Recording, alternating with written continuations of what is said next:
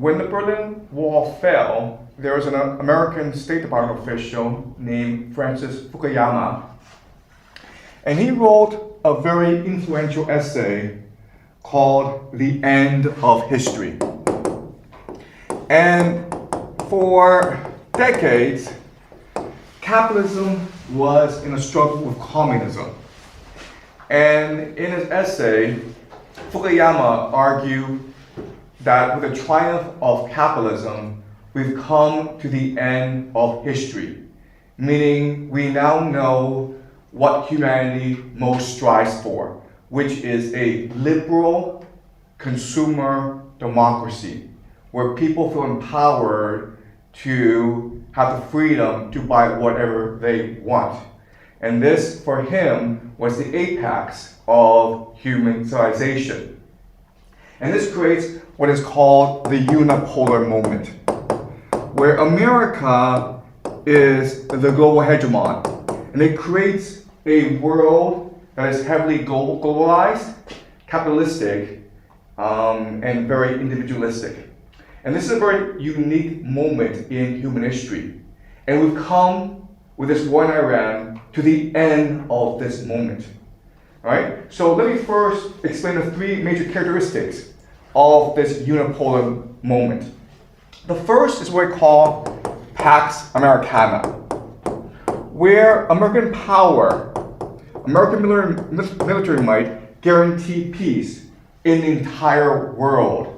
And this is unique in human history, where for the first time there was a power that was able to dominate the entire globe. And America was able to do so through three mechanisms, okay? The first is, of course, its military power, but specifically aerial supremacy, okay? Which is backed up by special forces and the CIA. So the CIA was able to infiltrate every single government in the world and identify who would be loyal to the American empire and then promote this person. If there were individuals that challenged the American empire, these people were demoted or eliminated. Nations that proved problematic, for example, maybe Syria or Libya, special forces went in to sabotage the economy, and then aerial power went in to destroy the government. And so this created Pax Americana. Now, what's good about this is that it did bring peace to very problematic regions. For example, in East Asia, Japan, South Korea, North Korea, China, Vietnam did not compete against each other. They just participated in the global economy, which brought tremendous wealth and prosperity to the East Asia region. This is true also in Europe and South America as well. Okay, so air supremacy. Then you have something called surveillance. And basically what I mean by that is the internet. So believe it or not, but the internet was created not to actually help you communicate and to watch pornography. It was actually to have a mass surveillance system over the entire human population, so that the Pentagon, the military, knew exactly the vibe or the culture, the attitudes, the emotions of each region. And through social media, through mechanisms such as Facebook and Twitter, they were able to manipulate certain emotions. Okay? So the second mechanism is mass surveillance through the popularization of the internet. And the third is something called a rules-based international order. Okay, and what this means is American power hid behind multilateral organizations such as the United Nations, such as the World Bank, such as the World Trade Organization. And so people didn't notice that the American empire was dominating everything. They believed that the world was fair and just, and through logic and reason and debate, they could present their case.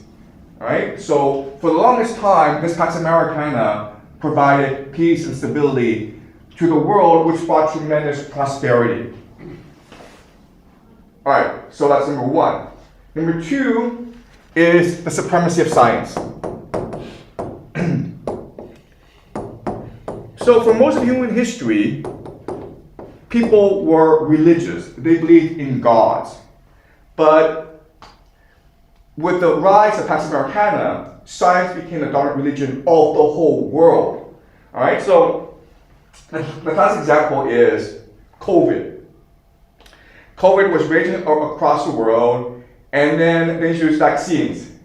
Now, I teach critical thinking skills. So when I first heard about vaccines, I was a bit skeptical. I said to my friends who are Chinese and American, I said, vaccines used to take about 10 years to develop. And that's when the virus is stable and have been around for centuries.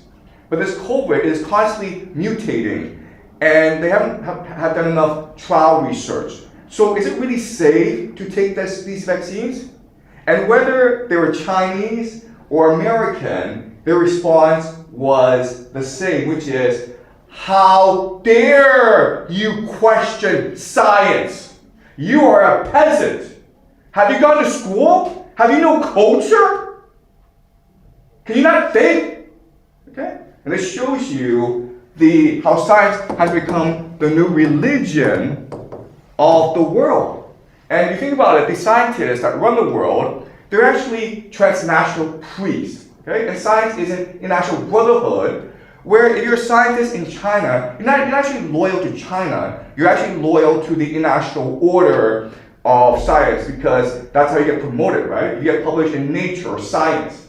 If you win an award, like the Nobel Prize, that's how you get rewarded, okay? So you're better off being loyal to the brotherhood of science rather than your own nation state. And of course, it is the American Empire that controls science. And the third unique aspect of the unipolar moment is, of course, the universality of the US dollar. And it's incredible to think about where just a piece of paper, you think it's gold, you think there's value in it. And not just you, but everyone around you. So that if you take your US dollars, you can go anywhere in the world and buy yourself a villa, or enjoy a nice vacation, or fly around. But not only that, but you aspire in life to accumulate as much US dollars as possible, right? Is there really a difference between $100 million and $100 billion? There's actually no difference. You can't spend it. But you want to achieve as much as possible, and as a result, you focus your entire life on accumulating as much as possible. Okay? So these are the three main pillars of the unipolar movement. And again, in the beginning, which was maybe the early 90s, this led to tremendous peace and prosperity throughout the world. The problem, though, is that over time, these three pillars started to decay, right? So, Pax Americana started to itself ignore the rules-based international order, which itself created, right? So America started to bomb countries such as Libya and Syria without international approval. Most recently, it went to attack Iran without even asking for the opinion of the world, without even caring what the world thought, okay? So this leads to the idea of hubris. Maybe the first generation appreciates the importance of collaboration, of consensus. But the second generation, the children, are arrogant. They have hubris. They want to enjoy their power. Okay? So that's problem number one. Supremacy of science, religion, basically it becomes a religion in itself, orthodoxy. So that science does not become the main engine of innovation in the world, it becomes the main engine of orthodoxy or suppression. And that's why for the past 20, 30 years, we've seen very little in terms of technological innovation. Don't tell me Silicon Valley is the center of innovation in the world, okay? All they do is make food delivery apps. It's been a long time since we've seen massive innovation in the world. What we've seen these past 20, 30 years is the scaling out, the popularization of innovation, right? where American technology is spread throughout the world, especially in China. But we have not seen actually major innovation in science itself. Right? And the third thing, the university of the US dollar leads to printing dollars, okay? Or just basically corruption. Where because America is able to print as much US dollars as it wants to fund its corruption, it does so, okay? So the US dollar has lessened in value. And what this means is basically it's made inequality worse, it's made corruption worse, it's made people very lazy. If you're a young person, you're like, you know what, no matter how hard I work, I'm still screwed in the end because the boomers, the older generation, have so much more money than I do. I can never catch up. So I refuse to play this game. Either I refuse to play this game, so I quit, dumping, lie flat, or I gamble. I pray that if I put $1 million in Bitcoin, it'll go up to $10 million, or the stock market, or sports betting, okay? That's why in America, gambling has become so popular. All right? So this has led to today, basically. All right? So we shouldn't see this war against Iran as just a decision of one person, Donald Trump, or the machinations of a country, Israel. Really, this war in Iran is happening because we've come to the end of the unipolar moment because the American empire has become corrupt, self-indulgent, lazy, arrogant. All right? So, with the end of the American empire, with the end of Pax Americana, we are shifting towards a new world. And this new world, some will survive, most will not. Okay? And this is true throughout history where when empire declines and the world order is shifting, where there's a paradigm shift, people are forced to make a hard choice of either adapt or die. All right? So let me show you how the world needs to change if it is to survive. Basically, what has to happen is we have to move from an emphasis on efficiency to resilience. Okay? That is the main goal in the future. Today, it's really about how to make things as cheap as possible and get it to as many people as quickly as possible to make as much money as possible, okay? The idea of efficiency. Generating as much profit as possible. The idea of resilience is to appreciate that there will be a series of crises, and what you need to do is focus on adapting and surviving these crises, okay? So for a nation, for a community to survive in the future, there has to be three major changes. And if you're able to make these three major changes, you will survive. If you do not make these changes, you will be eliminated, okay? It will be survival of the fittest. All right, so the first thing you need to do is move from materialism to spirituality. Right now, the entire world, these nation states, have convinced the population what matters is your material well-being. If you are driving a car, if you have a house, if you have enough food to eat, then you should shut up and obey because we're doing a good job. Okay? But in the future, governments can't do that because there are not enough resources to go around. Therefore, the government has to make you believe that what matters is your happiness, your well-being, your spirituality. And that usually means a renewed focus on religion. Okay? That's the first thing. Second thing is to move from a system of individuality to community and family. Alright, and what this means is, today what you're taught in school, what you're taught in society is, what matters is you, me, okay? The ego. If it's doing well for me, it's good. I don't actually care about other people. In the future, you have to focus on building a community, on helping others. Okay? And the last major shift is from the old to the young. Okay, and this is very simple, and this is actually the hardest thing to do, which is like today, most countries, especially the wealthy Western industrial nations, are controlled by the baby boomers, the elderly, the gerontocracy. They have all the money, they have all the power, but for society to thrive in the future, this power needs to shift to a younger generation, ideally maybe in the 30s, okay? The younger the better. And you think this is easy to do, it's not. Because first of all, these baby boomers have access to the best healthcare in the world, they have a lot of money, and they really enjoy living, and they're also really selfish, okay? So this is actually the hardest problem to solve for most Western societies. How do you transfer power from the old to the young? And quite honestly, historically, we've never ever faced this problem before. Never. Because the old simply don't live that long, okay? Now, baby boomers are living to at least 100 years old.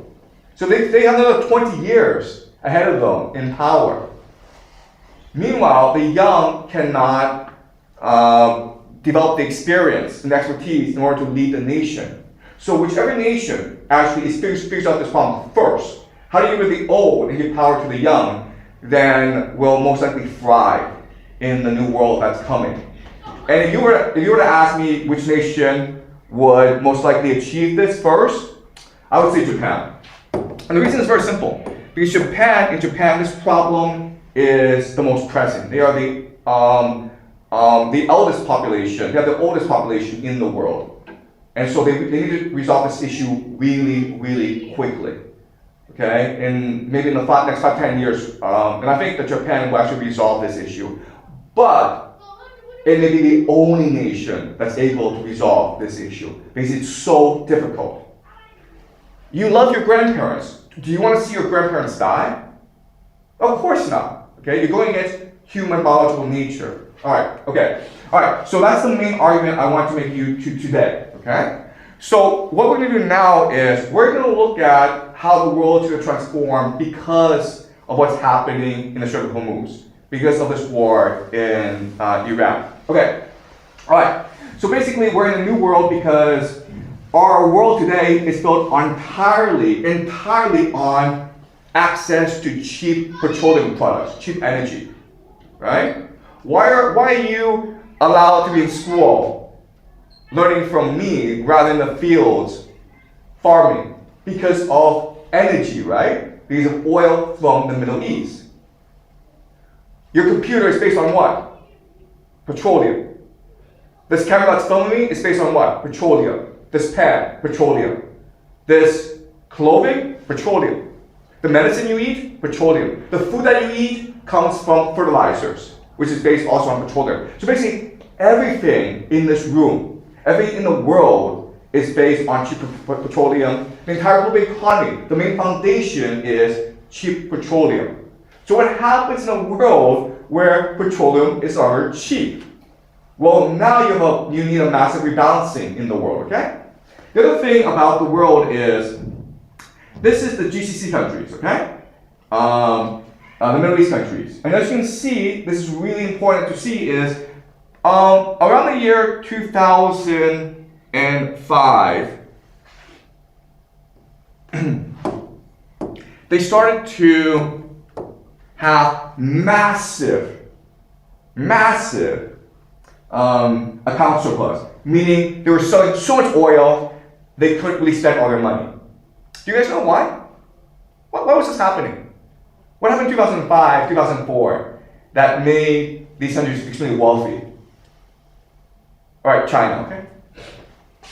Think about it. What's China doing? Well, China in the 80s and 90s was putting factories, right? But then China itself developed this account surplus, so now China wants to develop its industrial base, right? And how do you do that? By importing oil from the GCC, right? And that's why we have these skyscrapers, these malls, these roads, okay? Because China was able to import all this cheap oil from the GCC. And then the GCC would take this money, okay, and then invest it back into the American stock market. But not just that, but they would invest it in Africa. They would invest in infrastructure. So for the longest time, the Chinese economy and the GCC are the two main pillars of the entire global economy. Okay? And what this means is that if the GCC no longer is able to export oil, this is going to have a major impact on China. And together, the two are going to have a major impact on the global economy. Okay? Basically, the global economy is dead. All right. Okay, another thing that you may not be aware of is today, flying around the world, it's very, very simple to do. You get if you want it, what we can do now is get our mobiles out, go to the website, and look at where we're going to fly to, and then book that flight for tonight. Pay using a credit card, take a taxi to the airport, get on a flight, and we're there the next morning. That's really, really impressive. Guess what, guys? You couldn't do this 20 years ago. Okay? The technology was around, but it was not widely available. Now look at this, where the entire world is interconnected. Okay? This is a pretty stark chart where in 1950, it was considered a tremendous luxury to fly. You had to be a millionaire, basically, to want to fly for vacation. Okay? Everyone else just drove their car. Now, it's like anyone can drive. And again, this happened just in the past, basically, 30, 40 years. And this, of course, is because of Pax Americana, where Pax Americana will guarantee there's no conflict in the world, and therefore, planes can just fly around. Otherwise, you'd be shut down. Okay? All right. Well, this world is coming to an end. In the future, flights will be very expensive, and vacations will be unaffordable. Okay? All right. This is the internet, guys. Yeah, you don't know this. You think that the internet is just that you go on the computer and then boom, the internet is there. No, actually, the internet is undersea cables that connect the entire world. And unfortunately, there's a war going on right here, guys. And unfortunately, it's really easy for Iran to cut off the undersea cables, which would lead to internet disruption for maybe 20-30% of the world. Okay? Northern Africa, India, the Middle East, maybe parts of Europe will lose internet access. You think, okay, well that's fine. They just won't watch Netflix anymore. No, guys, okay? The entire global economy is based off the cloud. So if you want to bank, if you want basically finance, okay? So this is going to have a huge impact in the world. And this can happen anytime, where for the reason there's a war going on in the Strait of Hormuz, some cables get cut off, and then suddenly you've lost internet access. And this would basically cause major disruptions throughout the world. All right. Okay. So one thing that you notice about this world is the sheer amount of population growth, where after World War II, because of Pax Americana, you see a massive boom in population. And unfortunately, this is not sustainable. It is not possible for the planet to sustain 8 billion people, many of whom want to fly around the world every twice a year, who want to drive an SUV, who want to have food, who want to have avocados every single day. They want to have like cherries every single day. Okay, so this population growth is not sustainable. And basically, what happens is this: when you are too off balance, when there's a correction, the correction is pretty extreme, okay? So this chart by itself, the fact that we have so many people means like if there's a crisis, the population will see a massive shrinkage, okay? You're like, okay, how? And the answer is food scarcity. Food is today pretty common, but food is based on global trade, okay? So let me show you what I mean by this. All right, so the yellow, okay, are places that need fertilizer to grow food, meaning their land is not good for farming, so they need fertilizer to grow food. They also have a large population. As you can see, a lot of this is based in Africa and maybe Central Asia and parts of South America. Ammonia is a chemical produced from oil, petroleum, that is fundamental for fertilizers. And as you can see, this is mainly in the north of the world. And what allows for 8 billion people is the fact that the north is able to export fertilizer to the south. And that's it, guys. You understand? If this were to stop for whatever reason, people in the south would be in a lot of trouble. All right? So as you can see, this trade in fertilizer is what sustains a global population of 8 billion people. Again, if there's a disruption to this trade, the people in the south are in a lot of trouble. All right. So, if you're in the green, you're okay? But if you are in the red, you are in a lot of trouble, okay? You are in a lot of trouble if you are in the red. But honestly, if you are not in the green, you could still be in a lot of trouble because again, what we're looking for is resilience. The idea of efficiency is, let's imagine the best case scenario and try to make as much money out of it as possible, okay? The idea of resilience is, let's imagine the worst case scenario and see if you can survive it.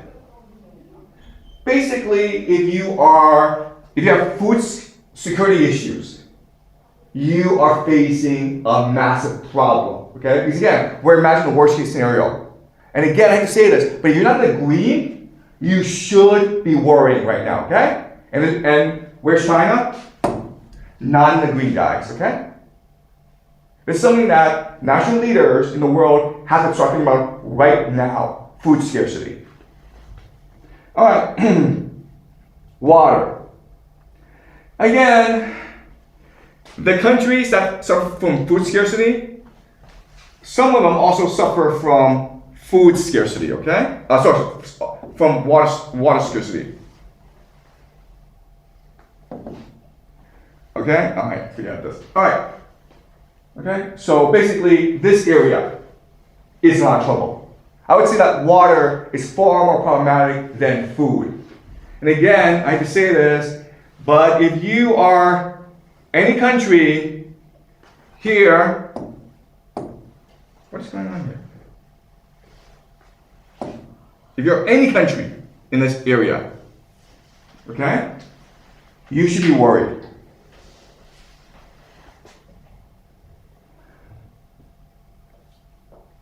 Freedom is a very important issue because freedom is actually important for resilience issues, okay? And what this means is that when there's a crisis, leaders and the population need to collectively make sacrifices. But when there's very little freedom, meaning there's very little transparency and accountability, where the public don't have access to the leadership, then the leadership could possibly make selfish, self-defeating decisions. And the public is not involved, and therefore the public refuses to make the sacrifices necessary in order to make the nation survive, okay?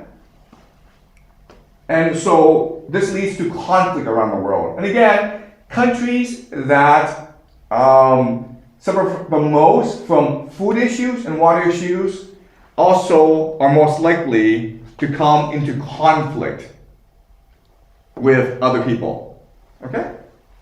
So this is a map of nations at war. The red means that they are at war, okay? And you can see Africa and the Middle East is especially under a lot of conflict, a lot of stress. while at the same time they're suffering from food scarcity and water issues. Right? So what you will see, another issue I want to bring up is the idea of megacities. And the idea of megacities is any cities that have over 10 million people. And you think, wow, like spaces are amazing because you have like shopping malls and you have like skyscrapers. That's great. No, guys. Megacities are really bad. Okay? Megacities should not exist. They exist because of globalization. Because what megacities do is they're able to bring in a lot of people, have them specialize in a particular area, make it industrial, and then export it to the rest of the world. Okay? And where are most megacities located? Well, they're located in India and in China. This is a problem because India and China both suffer from food and water issues. If you are to be resilient, you actually want most of your population not in cities, but in the countryside growing food. Because first of all, they are self-sufficient. Second of all, you will have a food supply. Unfortunately, right now, China imports a quarter of its food.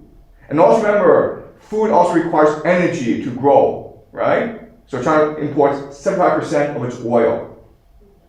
This brings up the question of how resilient is China?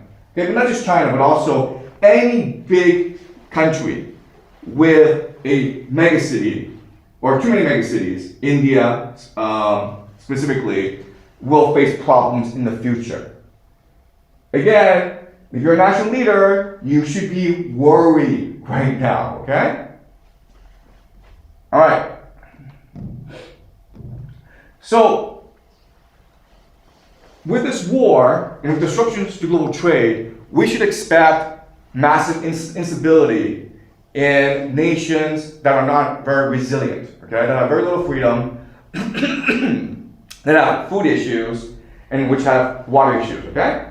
And so you would see revolutions, you would see wars, you would see famines, which leads to what? Which leads to massive migration, okay? And so these are trends, these are migration trends that we're already seeing where people from Africa, Middle East are moving to Europe, and people from South America and Latin America are moving to the United States, okay?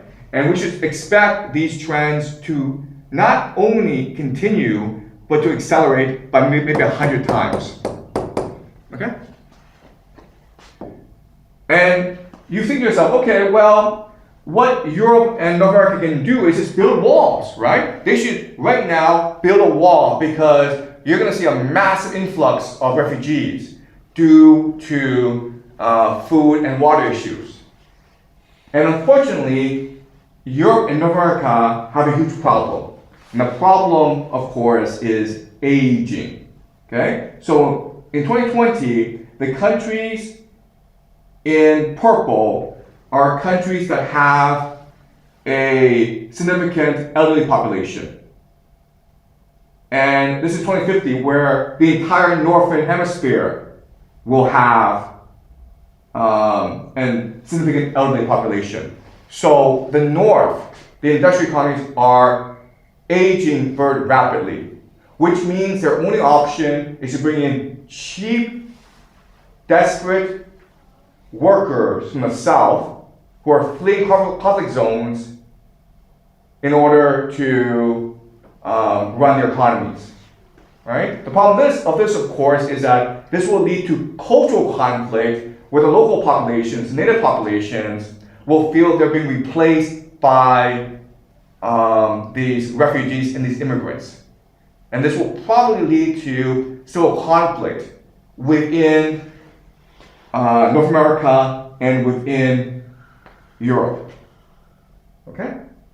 And unfortunately, there's really no way around this issue because the elderly are in control and they want people to mow their lawns. They want people to nurse them. They want people to deliver food to them.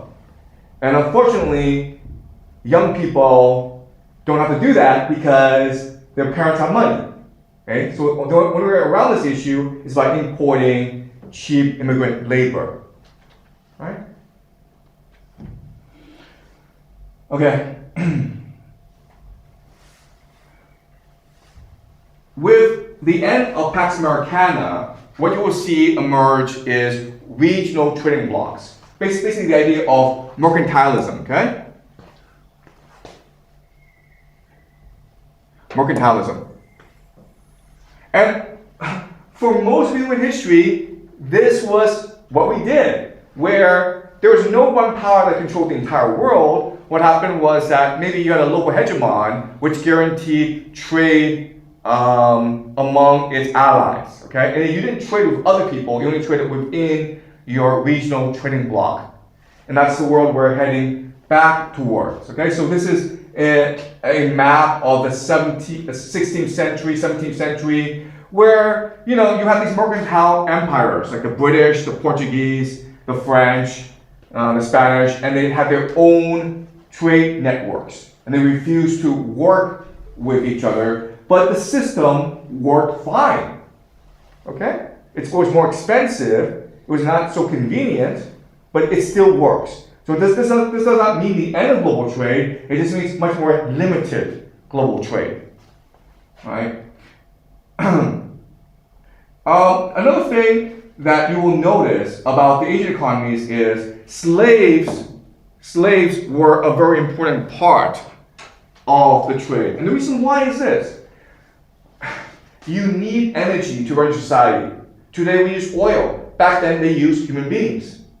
Right? You can no longer have access to cheap oil. What you do is you enslave people. And that's the way historically we've done things. Alright? Okay. So the last thing I want to talk about is religion. Because remember, the idea of resilience is you need people to focus more on spirituality and less on materialism. Because if they focus on materialism, their lives are getting worse and worse. Okay, so you need to cause a national spiritual rejuvenation in your country.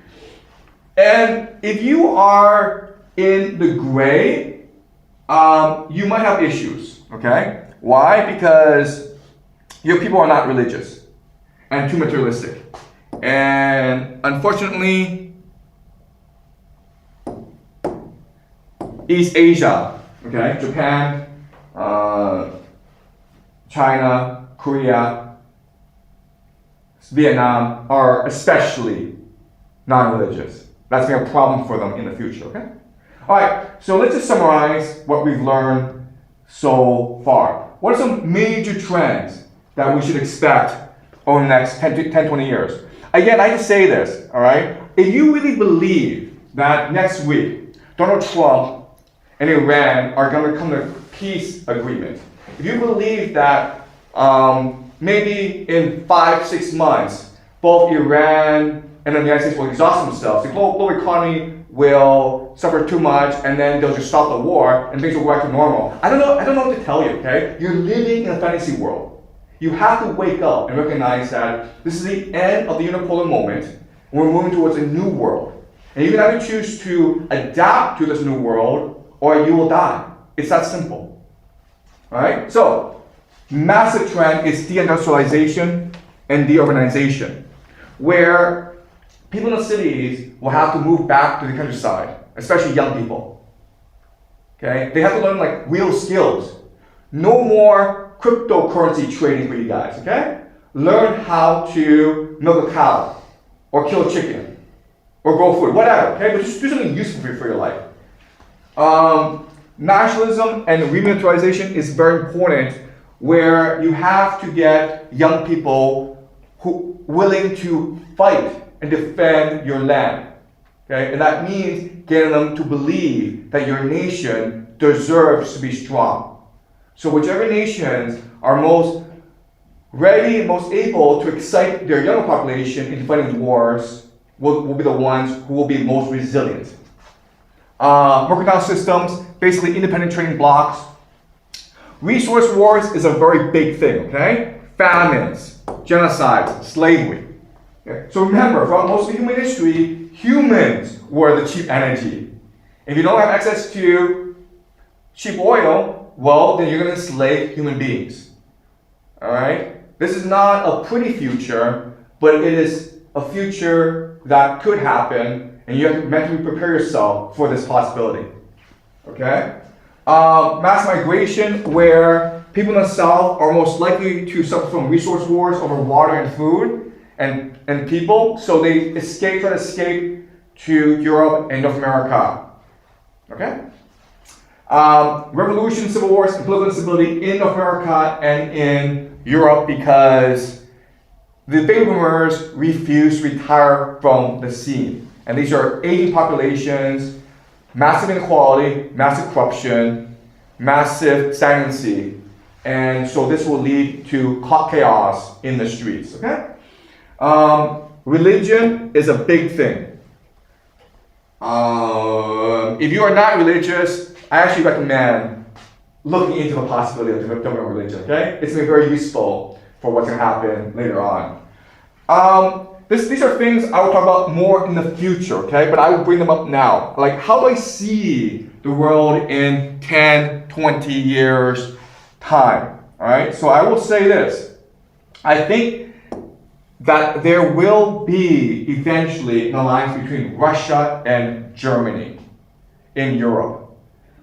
Maybe for the next 5-10 years, Germany and Russia will go to war against each other, but eventually what the two will figure out is they're better off actually working together than fighting against each other.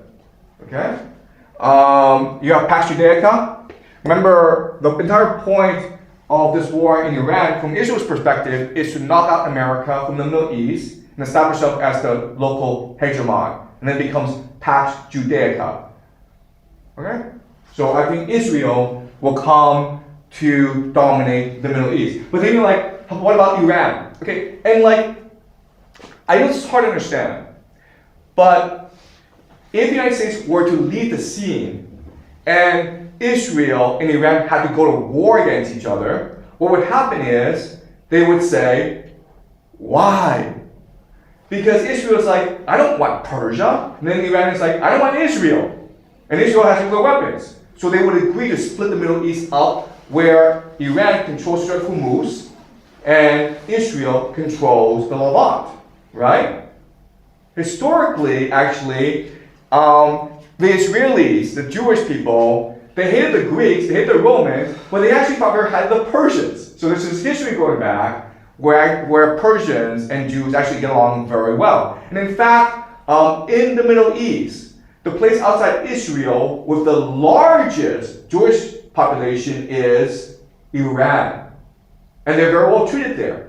Okay, so I don't see why, if America were to lead the scene, why couldn't Israel and Iran come to a mutually satisfactory agreement that benefits both nations? Right?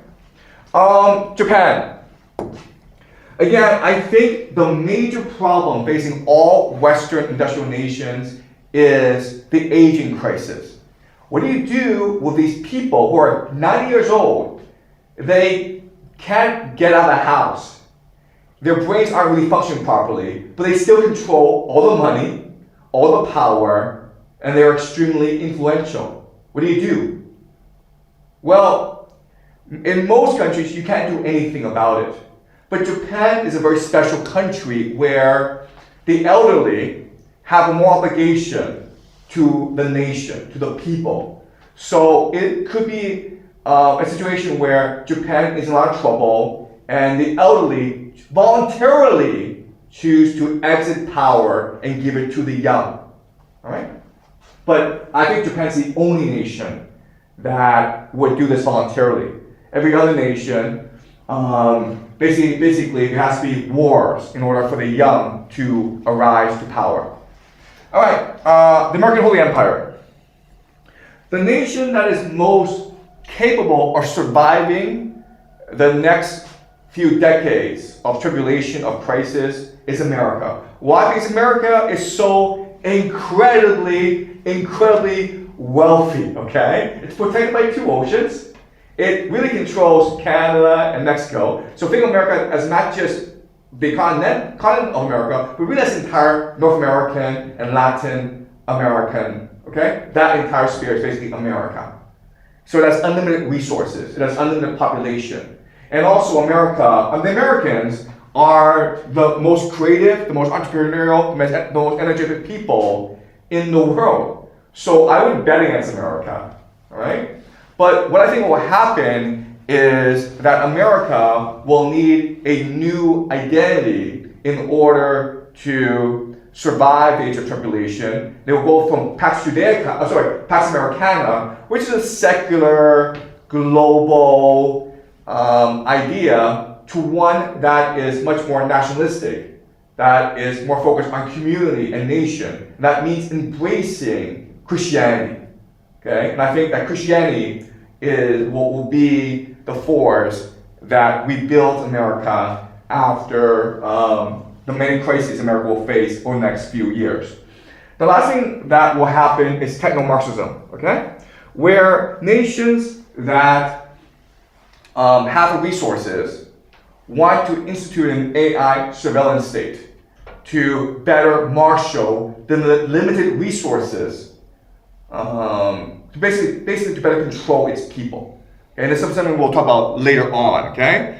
But basically, you will have this sharp division of people into different classes, where at the very top you have freedom, but people at the very bottom become slaves or serfs, right?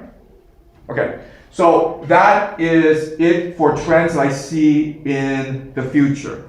Again, I can say this, but you have to give the illusion that this war will end soon, and that once this war ends, then we'll go back to the things before this war, okay? No, the world has completely changed. We're not going back to the old world. We're going to a new world.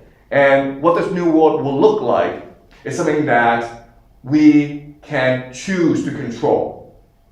Okay? All right, any questions? All right.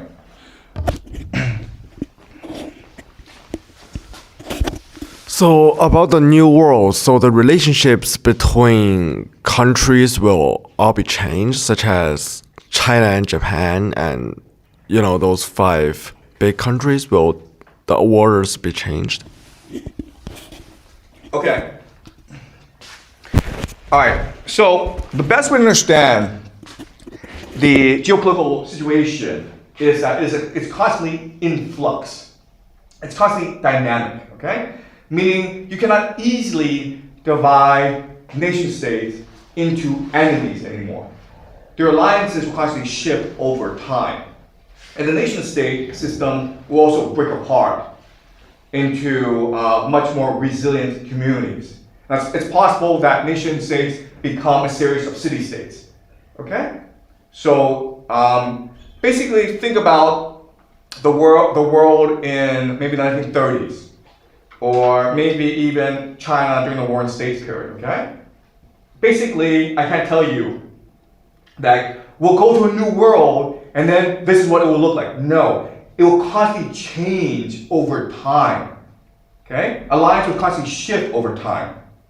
It's possible that in the beginning, in East Asia, maybe Vietnam, Japan, South Korea, the United States, Russia combine to contain China because they see China as the hegemon. But then they're like, wait a minute here, Japan's rising in power, so let's combine against Japan. Okay? It's a dynamic situation. But basically, what you have to understand is that everything that you've been taught in school, everything that you understand about the world, everything you believe to be true about the world will change. And so you have to open your mind and be ready for constant political flux. Okay, does that make sense? All right, any more questions, guys? All right, so now that we've looked at the world ahead for the next 10, 20, 50 years, who knows how long, what I want to do next class is examine how this war between the United States and Iran will eventually end.